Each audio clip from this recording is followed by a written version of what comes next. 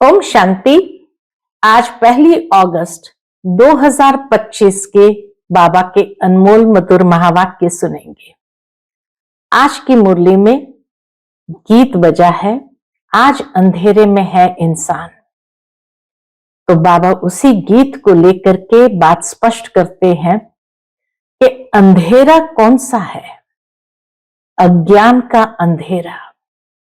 और इसीलिए अज्ञान अंधेरे में जो इंसान है उसको ज्ञान का प्रकाश चाहिए, तभी वो ज्ञान सागर परमात्मा का ही आवाहन करते हैं कि आकर हमारा तीसरा नेत्र खोल, हमें ज्ञानवान बनाए। भावार्थ यही कि आज मनुष्य को ज्ञान के प्रकाश, ज्ञान के उजाले में आना है और सिवाय परमात्मा ज्ञान सागर के कोई भी मनुष्य किसी को भी ज्ञान के प्रकाश में नहीं ला सकता है। साथ ही साथ बाबा कहे, हर कोई आज विश्व में शांति चाहते हैं, क्योंकि चारों ओर अशांति है। शांति नई दुनिया में होगी, इस दुनिया में तो अभी अशांति और बढ़ने वाली है। बाबा कहते हैं, अब तुम बच्चों को बाप को याद कर पावन बनना है और ज्ञान का सिमरण करना है। कौन से ज्ञान का सिमरण करना है? तो बाबा कहते, बच्चे, सृष्टि के आदि मध्य अंत का ज्ञान जो बाप ने तुम बच्चों को दिया है उसका सिमरण करना है। बाबा को बहुत प्यार से याद करना है और पावन बनना है। यही समय है जब परमात्मा आकर के मनुष्य आत्मा को श्रीमत देते हैं और सदा इसी ईश्वरीय मत पर चल स्वयं को पवित्र बनाए। सुनते हैं आज के बाबा के अनमोल मधुर महावाक्य।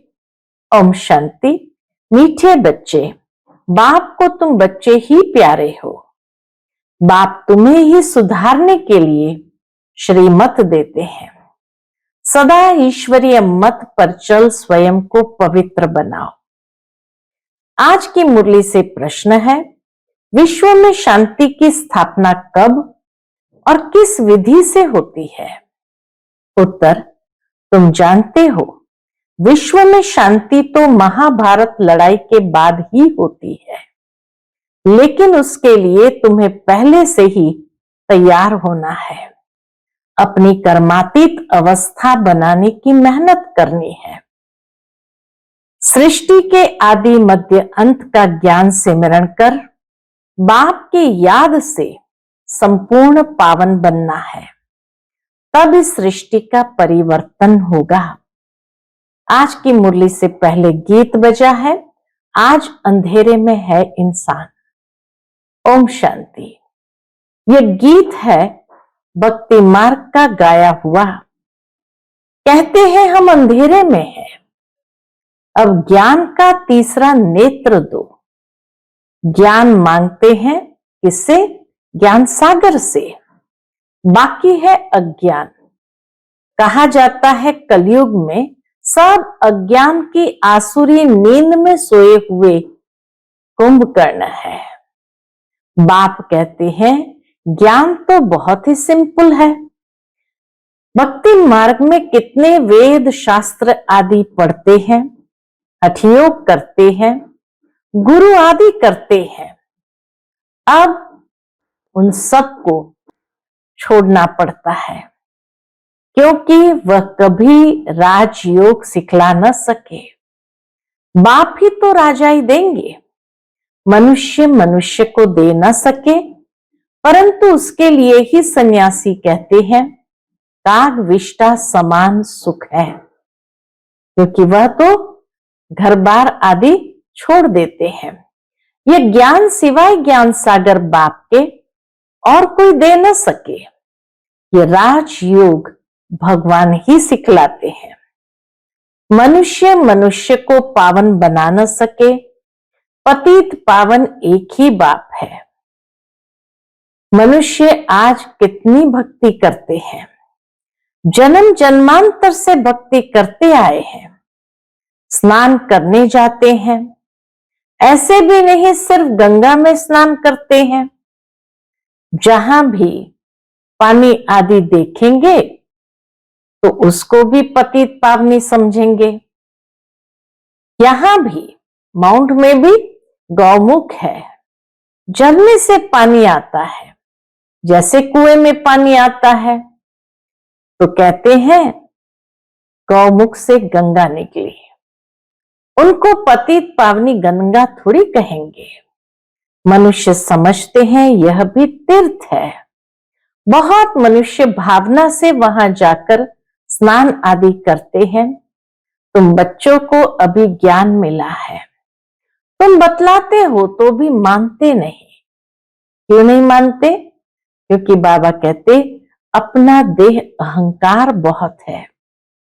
हम इतने शास्त्र पढ़े हैं, बाप कहते हैं ये पढ़ा हुआ सब भूलो। अब इन सब बातों का मनुष्य को कैसे पता पड़े? इसलिए बाबा कहते हैं ऐसी ऐसी पॉइंट्स लिखकर क्या करो, एरोप्लेन से गिराओ। जैसे आजकल कहते हैं, कॉमन बात है, विश्व में शांति कैसे हो। कोई ने राय दी तो उनको इनाम मिलता रहता है। अब वह शांति की स्थापना तो कर न सके। शांति है कहां? झूठी प्राइज देते रहते हैं। अब तुम जानते हो विश्व में शांति तो होती है लड़ाई के बाद। यह लड़ाई तो कोई भी समय लग सकती है, ऐसी तैयारी है इस समय। प्रैक्टिकल में दुनिया में ऐसी तैयारी है, कभी भी ये विश्व युद्ध में परिवर्तित हो जाएगा। सिर्फ तुम बच्चों की ही देरी है। किस बात की देरी? अभी तक बच्चे तैयार नहीं हैं। जब तुम बच्चे कर्मातीत अवस्था को पाओ, इसमें ही मेहनत है। अब बाप कहते माम एकम याद करो और गृहस्थ व्यवहार में रहते कमल फूल समान पवित्र बनो और सृष्टि के आदि मध्यांत का ज्ञान सिमरण करते रहो। गृहस्थ व्यवहार में रहते कमल फूल समान बनो, सृष्टि के आदि मध्यांत का ज्ञान सिमरण करो और बाप को याद करो। तुम लिख भी सकते हो, ड्रामा अनुसार कल्प पहले मुआफिक विश्व में शांति स्थापन हो जाएगी। तुम यह भी समझा सकते हो कि विश्व में शांति तो सतयुग में ही होती है, यहां जरूर अशांति रहेगी। परंतु कई हैं जो तुम्हारी बातों पर विश्वास नहीं करते, क्योंकि उनको स्वर्ग में आना ही नहीं है, तो श्रीमत पर चलेंगे नहीं। यहां भी बहुत है जो श्रीमत पर पवित्र रह नहीं सकते। ऊंचते ऊंच भगवान की तुमको मत मिलती है, कोई की चलन अच्छी नहीं होती है तो क्या कहते हैं? तो कहते हैं ना, तुमको ईश्वर अच्छी मत दे। अभी तुमको ईश्वरीय मत पर चलना चाहिए। बाप कहते हैं 63 जन्म तुमने विषय सागर में गोते खाए हैं। बच्चों से बात करते हैं। परमात्मा बाप किससे बात करते? बच्चों से बात करते हैं।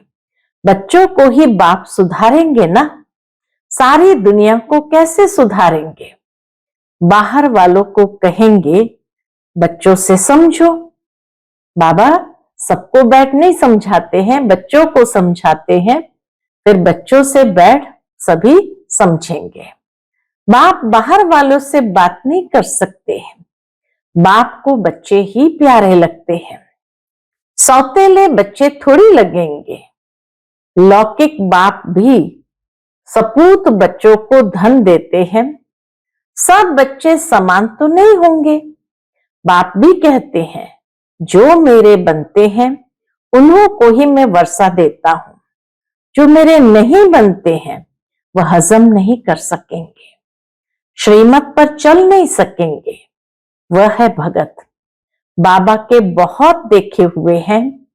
कोई बड़ा सन्यासी आता है तो बहुत उन्हों के फॉलोअर्स होते हैं, चंदा इकट्ठा करते हैं, फंड्स आदि इकट्ठा करते हैं, अपनी अपनी ताकत अनुसार फंड्स निकालते हैं। यहां बाप तो ऐसे नहीं कहेंगे फंड्स इकट्ठा करो, नहीं, यहां तो जो बीज बोएंगे 21 जन्म उसका फल पाएंगे। मनुष्य दान करते हैं तो समझते हैं ईश्वर अर्थ हम करते हैं, ईश्वर समर्पणम कहते हैं, वह तो कहेंगे श्री कृष्ण समर्पणम। श्री कृष्ण का नाम क्यों लेते हैं? क्योंकि गीता का भगवान समझते हैं। श्री राधे अर्पणम कभी नहीं कहेंगे, ईश्वर या श्री कृष्ण अर्पणम कहते हैं। जानते हैं फल देने वाला ईश्वर ही है। कोई शाहूकार के घर में जन्म लेते हैं तो कहते हैं ना, आगे जन्म में बहुत दान पुण्य किए हैं तब यह बना है। राजा भी बन सकते हैं, परंतु वह है अल्पकाल, काक विष्टा समान सुख। राजाओं को भी सन्यासी लोग सन्यास कराते हैं तो उनको कहते हैं कि वे घर बार छोड़ करके सन्यास करो। लेकिन द्रौपदी ने तो पुकारा है, अब भी अबलाएं कितनी पुकारती है, हमारी लाज रखो। बाबा ये हमको बहुत मारते हैं, कहते हैं विष दो नहीं तो खून करता हूं। बाबा इन बंधनों से छुड़ाओ। बाप कहते हैं बंधन तो खलास होने ही है। फिर 21 जन्म तुम सदा श्रेष्ठ रहेंगे, वहां विकार होता नहीं।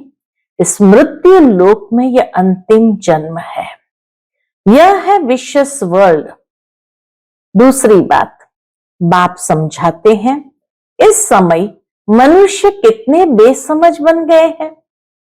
जब कोई मरता है तो कहते स्वर्ग पधारा, लेकिन स्वर्ग है कहां? ये तो नरक है। स्वर्गवासी हुआ तो जरूर नरक में था, परंतु किसको सीधा कहो तुम नरकवासी हो तो क्रोध में आकर बिगड़ पड़ेंगे। ऐसे ऐसे को तुमको लिखना चाहिए। फलाना स्वर्गवासी हुआ तो इसका मतलब तुम नरकवासी हो ना। हम तुमको ऐसी युक्ति बताएं जो तुम सच सच स्वर्ग में जाओ। ये पुरानी दुनिया तो अब खत्म होनी है। अखबार में निकालो कि इस लड़ाई के बाद विश्व में शांति होनी है। 5000 वर्ष पहले मुआफिक वहां एक ही आदि सनातन देवी देवता धर्म था। वो लोग फिर कहते हैं वहां भी कंस जरासंधी आदि असुर थे। दुनिया में लोग कहते हैं वहां भी सतयुग में भी कंस जरासंधी आदि असुर थे। त्रेता में रावण था। अब उन्हें कौन समझाए? ज्ञान और भक्ति दो बात है, तो दोनों में अंतर तो होगा, फर्क तो होगा। इतनी सहज बात भी मुश्किल किसकी बुद्धि में बैठती है। तो ऐसे ऐसे स्लोगन्स बनाने चाहिए। इस लड़ाई के बाद विश्व में शांति होनी है ड्रामा अनुसार। कल्प कल्प विश्व में शांति होती है, फिर कलयुग अंत में अशांति होती है। सतयुग में ही शांति होती है, यह भी तुम लिख सकते हो।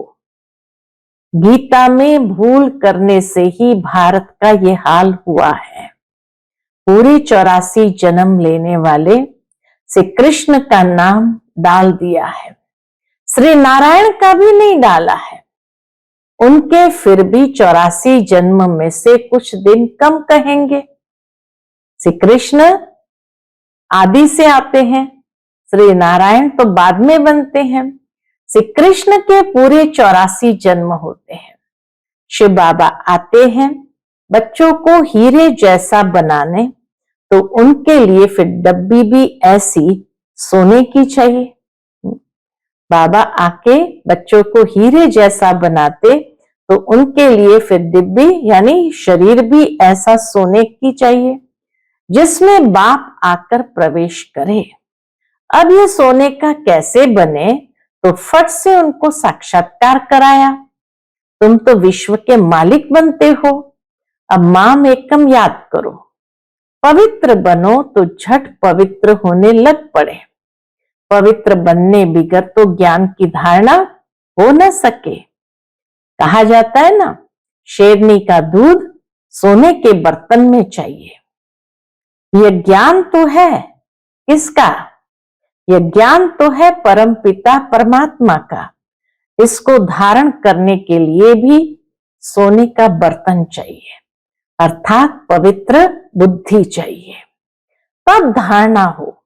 पवित्रता की प्रतिज्ञा करके फिर गिर पड़ते हैं तो योग की यात्रा ही खत्म हो जाती है, ज्ञान भी खत्म हो जाता है। किसको कह न सके भगवान वाच काम महाशत्रु है, उनका तीर लगेगा नहीं। वह फिर कुकर ज्ञानी हो पड़ते हैं। कोई भी विकार न हो, रोज पोता मिल रखो। जैसे बाप सर्वशक्तिमान है वैसे माया भी सर्वशक्तिमान है। आधा कल्प रावण का राज्य चलता है, इन पर जीत बाप बिगर कोई पहना न सके। ड्रामा अनुसार रावण राज्य भी होना ही है। भारत की ही हार और जीत पर यह ड्रामा बना हुआ है। यह बाप तुम बच्चों को ही समझाते हैं। मुख्य है पवित्र होने की बात। बाप कहते मैं आता ही हूं पतितों को पावन बनाने। बाकी शास्त्रों में पांडव और कौरवों की लड़ाई जुआ आदि बैठ दिखाए हैं। ऐसी बात हो कैसे सकती? राजयोग की पढ़ाई ऐसी होती है क्या? युद्ध के मैदान में गीता पाठशाला होती है क्या? कहां जन्म मरण रहित शिव बाबा, कहां पूरे 84 जन्म लेने वाला श्री कृष्ण। उनके ही अंतिम जन्म में बाप आकर प्रवेश करते हैं। कितना क्लियर है। गृहस्थ व्यवहार में रहते पवित्र भी बनना है। सन्यासी तो कहते हैं दोनों इकट्ठे रह पवित्र नहीं रह सकते। कहो तुमको तो कोई प्राप्ति नहीं तो कैसे रहेंगे? यहां तो विश्व की बादशाही मिलती है। बाप कहते मेरे खातिर कुल की लाज रखो। शिव बाबा कहते हैं, शिव बाबा कहते हैं, क्या कहते हैं? इनके दाढ़ी की लाज रखो। यह एक अंतिम जन्म पवित्र रहो तो स्वर्ग के मालिक बनेंगे। अपने लिए ही मेहनत करते हैं, दूसरा कोई स्वर्ग में आ नहीं सकता। यह तुम्हारी राजधानी स्थापन हो रही है, इसमें सब चाहिए ना। वहां वजीर तो होते ही नहीं, सतयुग में वजीर आदि तो कोई होते ही नहीं। राजाओं को राय की दरकार नहीं। वहां महाराजाएं इतने पावरफुल है तो बाबा कहते हैं उनको किसी के राय की दरकार नहीं।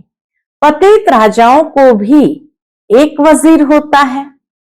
यहां तो देखो कितने मिनिस्टर्स हैं, आपस में फिर लड़ते रहते हैं। बाप सभी झंझटों से छुड़ा देते हैं। 3000 वर्ष फिर कोई लड़ाई नहीं होगी, जेल आदि नहीं रहेगी, कोर्ट आदि कुछ नहीं होगा। वहां तो सुख ही सुख है। इसके लिए पुरुषार्थ करना है। ऐसी दुनिया में जाने के लिए ही पुरुषार्थ करना है। बाबा कहते मौत सिर पर खड़ा है।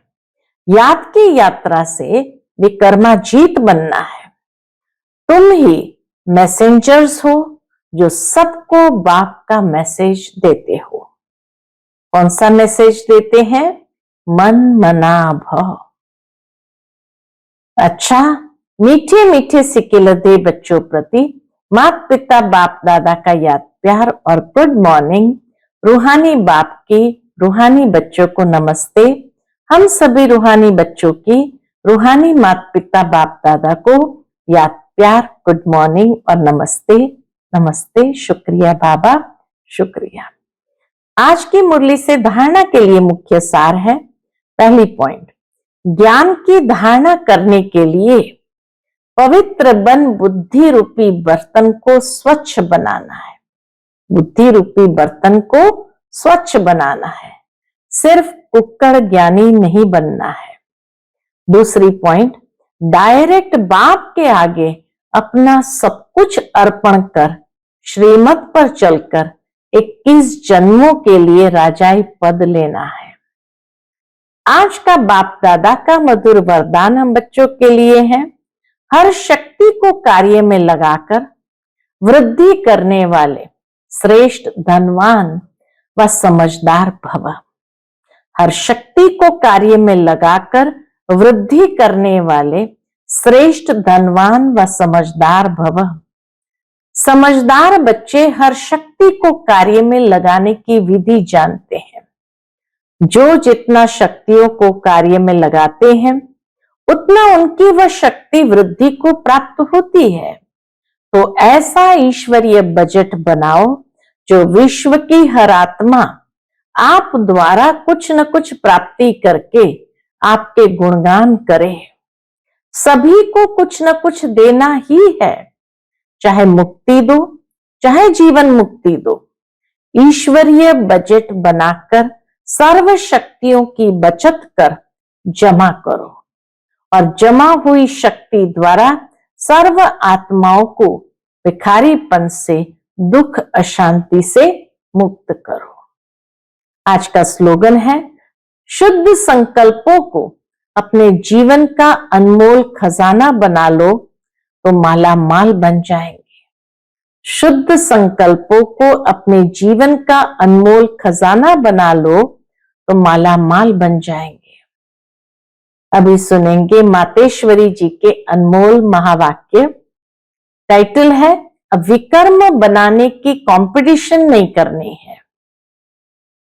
पहले पहले तो अपने पास यह एम अवश्य रखनी है। पहले पहले तो अपने पास ये एम अवश्य रखनी है कि हमको किस भी रीति से अपने विकारों को वश करना है।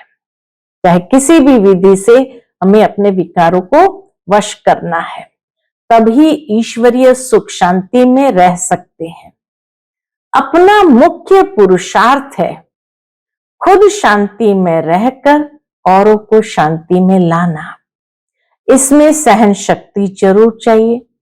सारा अपने ऊपर मदार है। ऐसा नहीं कोई ने कुछ कहा तो अशांति में आ जाना चाहिए, नहीं। ज्ञान का पहला गुण है सहन शक्ति। ज्ञान का पहला गुण है सहन शक्ति धारण करना। देखो, अज्ञान काल में कहते हैं, भल कोई कितनी भी गाली देवे ऐसे समझो कि मुझे कहां लगी। भल जिसने गाली दी वो खुद तो अशांति में आ गया, उन्हों का हिसाब किताब अपना बना। जिसने गाली दी उनका हिसाब किताब अपना बना, लेकिन हम भी अशांति में आए, कुछ कह दिया तो फिर हमारा विकर्म बनेगा। तो विकर्म बनाने की कंपटीशन नहीं करनी है, अपने को तो विकर्मों को भस्म करना है, न कि बनाना है। ऐसे विकर्म तो जन्म जन्मांतर बनाते आए हो और दुख उठाते आए। अब तो नॉलेज मिल रही है, इन 5 विकारों को जीतो। विकारों का भी बड़ा प्रस्ताव यानी विस्तार है, बहुत सूक्ष्म रीति से आते हैं। ये विकार हमारे जीवन में एंट्री बड़ी सूक्ष्म रीति से करते हैं। कब ईर्ष्या आ जाती है तो सोचते हैं इसने ऐसा किया तो मैं क्यों ना करूं। यह है बड़ी भूल। अपने को तो अभूल बनाना है। अगर कोई ने कुछ कहा तो ऐसे समझो यह भी मेरी परीक्षा है, कितने तक मेरे अंदर सहन शक्ति है। अगर कोई कहे मैंने बहुत सहन किया, एक बार भी जोश में आ गया तो आखिर फेल हो गया। बहुत बार सहन किया, कहते हैं ना 9 बार सहन किया, तो 10वीं बार फेल हो गया, जोश में आ गया। जिसने कहा उसने अपना बिगाड़ा, परंतु तुम अपने को तो बनाओ। मम्मा कहती है, जिसने कहा उसने अपना बिगाड़ा, परंतु अपने को तो बनाना है, न कि बिगाड़ना है। इसलिए अच्छा पुरुषार्थ कर जन्म जन्मांतर के लिए अच्छी प्रारब्ध बनाने हैं। बाकी जो विकारों के वश हो गया, उन्होंने भूत प्रवेश है। भूतों की भाषा ही ऐसे निकलती है, परंतु जो दैवी सोल्स है उनकी भाषा दैवी ही निकलेगी। तो अपने को दैवी बनाना है, न कि आसुरी। अच्छा, ओम शांति। आज का अव्यक्त इशारा है, सहज योगी बनना है तो परमात्मा प्यार के अनुभवी बनो। परमात्मा प्यार के अनुभवी बनो तो इसी अनुभव से सहज योगी बन उड़ते रहेंगे। परमात्मा प्यार उड़ाने का साधन है। उड़ने वाले कभी धरने की आकर्षण में आ नहीं सकते। माया का कितना भी आकर्षित रूप हो, लेकिन वह आकर्षण उड़ती कला वालों के पास पहुंच नहीं सकता। माया का कितना भी आकर्षित रूप हो, लेकिन वह आकर्षण उड़ती कला वालों के पास पहुंच नहीं सकता। अच्छा, ओम शांति।